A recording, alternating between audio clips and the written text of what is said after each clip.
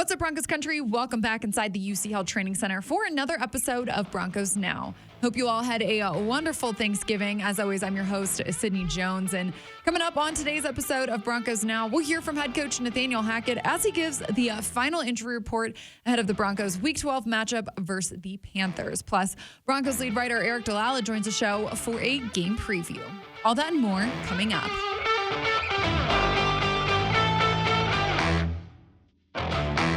Broncos hit the road tomorrow as they're set to face the Carolina Panthers at Bank of America Stadium this Sunday. The team was back at practice today after taking Thanksgiving off, and head coach Nathaniel Hackett said they got some great work in. They were great. It was really great to see. We got all our work in done early. It's more of a stress on the coaches because, we want to try to get all the stuff in, all the game plan stuff in, but the coaches, I thought, did a great job.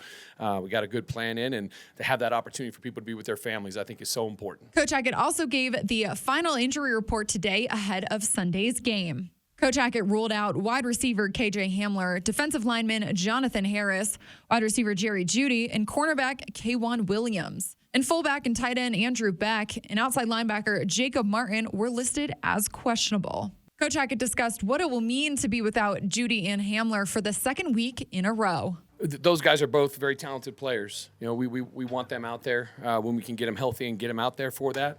But we've got the guys that are ready to go and ready to rock, so we want to be sure that we're able to attack with those guys as well. Now joining me here inside the Broncos podcast studio is Broncos lead writer Aric DiLalla. Eric, thanks for joining me here on this Friday. How was your Thanksgiving? It was really nice, Sid. Yours? Good. Mine was nice as well. It was nice to have the day off. Yeah. Thanks to Coach Hackett for that. We appreciate it.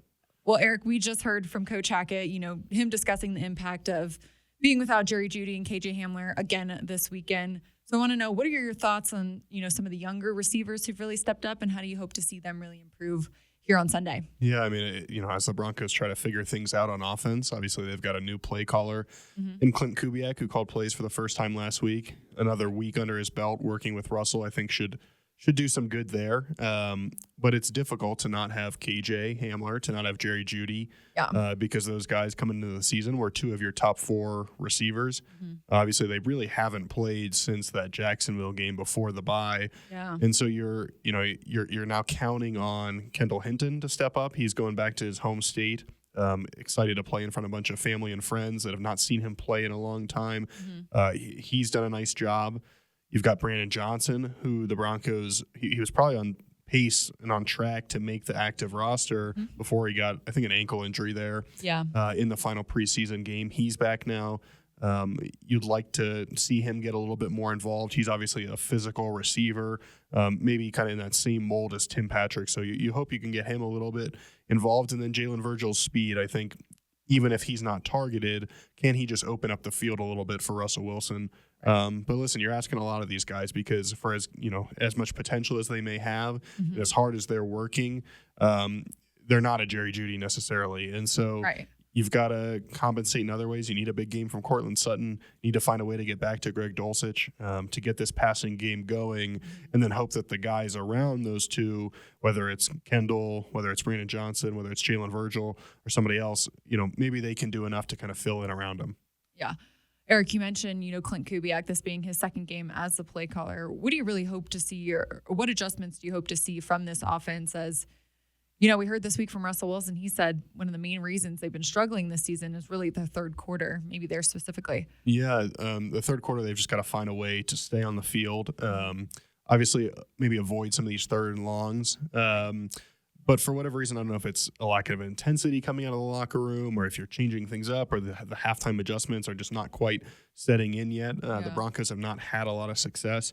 It's funny. The Broncos have deferred or, the other team has chosen to receive. So the Broncos have gotten the second half kickoff, I believe, all but one of their games.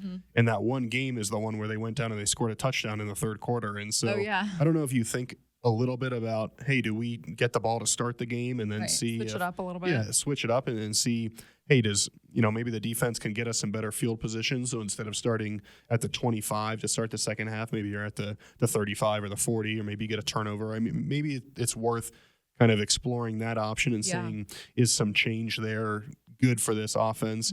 But yeah, I think with Clint Kubiak in his second week calling plays, he'll be a little more comfortable with Russell Wilson. We'll have a little bit better feel for what they're trying to accomplish. We'll know some of these guys from a personnel standpoint in terms of what works, what doesn't. And listen, they were efficient, obviously, in that first half. They scored 10 points, and if it weren't for a fumble and a blocked field goal there on the last drive, you're probably looking at 17 points. And that, of course, would be a season high in the first half, which is not great in and of itself. But it speaks to some of the success they had early. So hopefully they can just get a little more comfortable, maintain that rhythm they found early. I liked how they kind of mixed up formations. And so hopefully we see a little more of that against the Panthers. Eric, looking at the Panthers, specifically their defense, I feel like they've kind of been flying under the radar a little bit. You know, last week they held Lamar Jackson to just 1 touchdown, 13 points total. What does this Broncos offense really need to look for this weekend in facing them? Yeah, they have been pretty good here recently. Obviously, you get Jeremy Chin back in the secondary, really good safety. You got Atwater's nephew? I believe so, yeah. So you've got Derek Brown there on the defensive line. They've got some good players. You know, obviously Brian Burns on the edge. He's probably the guy you've got to look out for most and just find a way to block him with this offensive line that's ever-changing for the Broncos. But get the run game going, protect Russell Wilson, find some chunk plays here and there, stay on the field, avoid 3rd and long. I mean, it's not unique to the Panthers necessarily, but the Broncos just need to find a way to get this formula that we know can work, to get it going and do it consistently. Because I think if there's one thing about this Broncos offense is that for the most part, and there's some games where this isn't true, but they haven't been inept for the entire game. There's been flashes here and there where they've driven the ball well or they scored a touchdown, but they've got to find a way to do it more consistently. And listen, it's possible Sam Darnold gives the Panthers offense a spark, so you can't just assume that you're going to come in here and be able to win a low-scoring game. You've got to be able to put up points against this Panthers defense. Yeah, Eric, you mentioned Sam Darnold. As we know, the Panthers have kind of had a revolving door at the quarterback position this season. He hasn't played yet this season, but will be making his season debut on Sunday. What kind of threat do you think he'll pose maybe for this Broncos defense? Yeah, I mean, I think back to, I guess it was 2020 when the Broncos played the Jets in New York and Sam Darnold took off for a really long run. I think I can't remember if he scored on the play or if it was just a long one. I mean, he is a threat with his legs. He can take off and run. He's a big guy, so he's hard to bring down and sack. So the Broncos have to fluster him with pressure. And then he does have a tendency to throw interceptions to give you a chance to make a play on the ball. And so the Broncos, you've got to take advantage of those opportunities. I think back to Week 10 against the Titans where the Broncos had 2 or 3 chances to pick off Tannehill, and they weren't able to do it. You know, I think a couple went through Jackson's hands. So when you have this margin for error right now with the way the offense is playing, you've got to take advantage and give them every little bit of help that you can. And so if Sam Darnold throws one up or he makes a mistake, you've got to capitalize and you've got to take advantage. And then if he takes off running, you've got to get a couple of different guys to the ball because he is a physical player. Looking at this game as a whole, who do you think's the matchup to watch this weekend? I'm just interested to see how Pat Surtain bounces back. Obviously, kind of the first adversity he's really faced all season and pretty much in his career. I mean, we haven't seen him kind of tested the way he was against the Raiders and really kind of beaten the way he was on that last play against the Raiders. We've said all week, no one's criticism is going to bother Surtain as much as his own thoughts of that play. And so I'm sure he's motivated to get back out there and play better.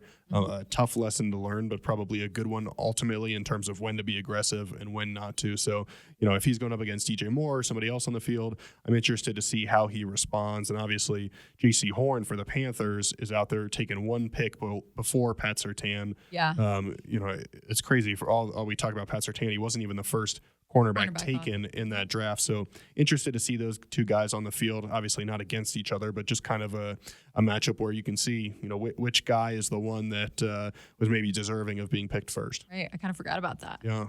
All right. Well, Eric, last one here for you.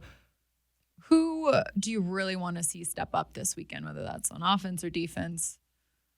One guy specifically. Yeah, that's a good question. I'll go on offense just because somebody needs to make a play. I'll go back to Greg Dulcich. He obviously had a couple of big games early. He had that Chargers touchdown and then played really well against the Jaguars. You know, maybe teams are taking him out of it a little bit, but I think you need to capitalize on the chances down the field, and he's a guy that can do that. Yep. So hopefully he's able to take a step forward here, show that he's kind of the mismatch problem that the Broncos hoped he would be, because it does seem like when he's rolling, he's a guy that it's hard to defend because he's too fast for that linebacker. He's too big for a corner if they're on him, and so he's kind of a unique player in terms of what he's able to do. I think the Broncos need to get him involved a little bit more. All right, before we go, what's your game prediction? So yeah, I will say 19 for the Broncos, 14 for the Panthers. Kind of a weird score. That is a weird score. I think it'll be a weird game. Yeah. The Broncos have been in weird games all season long. I don't think that'll change. That's true. This is a good defense that the Broncos are going against, and they don't have two of their better playmakers who are still, at least available. And so I do think it'll be kind of a grinded out game, but I said it the last few weeks that it feels like they've got to get a win here. I think they do get a win, but of course, in Broncos fashion, it'll still be a one-possession game. Yep. Well, fingers crossed they do get the win, come home with the win. Aric, appreciate your time today and your insight always. Yeah, of course. Right, that'll do it for today's episode of Broncos Now. Broncos Country, thanks so much for tuning in today and every day. Don't forget, kickoff on Sunday is at 11 a.m. Mountain Time. I hope you all have a wonderful weekend, and I will see you right back here on the Broncos Podcast Network and YouTube Monday following the game. See you all then.